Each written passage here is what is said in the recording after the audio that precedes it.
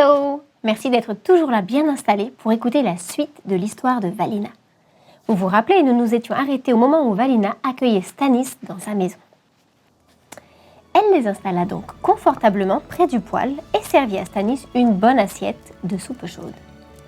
Et à nouveau elle pria à Dieu. « Je t'en supplie, viens vite, construis un mur autour de ma maison et les soldats passeront sans nous voir, ni Stanis, ni le chevreau, ni moi-même. » Le silence de la nuit envahit la forêt.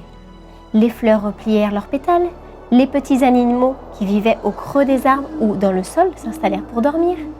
Mais Dieu ne vint pas. Il n'y eut pas de mur autour de la maison de Valina. Le lendemain matin, rien n'avait changé. Valina sortit pour récolter des champignons et des herbes. Tout à coup, elle rencontra un jeune homme qui dormait au pied d'un arbre. « Hé, réveille-toi vite !» lui dit-elle. « Tu ne peux pas rester ici. Les soldats te trouveraient. Écoute, n'entends-tu pas les canons dans la forêt? Ils sont tout près. »« Oui, » répond le jeune homme. « J'arrive du pays où la guerre fait rage. Tout est détruit. La terre est en feu. Je me suis sauvée dans cette forêt profonde et maintenant, je n'ai plus que cet arbre pour demeure.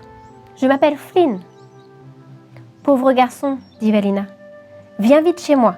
Je te donnerai à manger et tu y seras bien au chaud. » Alors Flynn suivit Valina jusqu'à sa maison.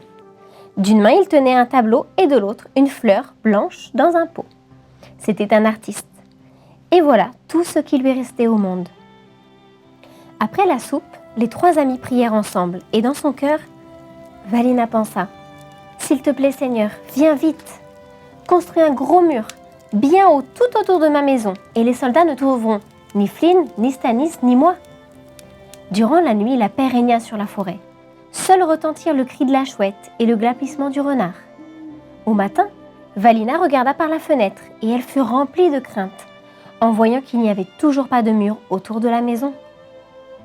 Alors Valina fit chauffer le four très fort pour y cuire du pain et des gâteaux. Tandis qu'elle s'affairait à la cuisine, elle entendit quelqu'un qui pleurait derrière la fenêtre. C'était une petite fille très triste, tenant dans ses bras une colombe. « Qui es-tu, petite fille? Que fais-tu là?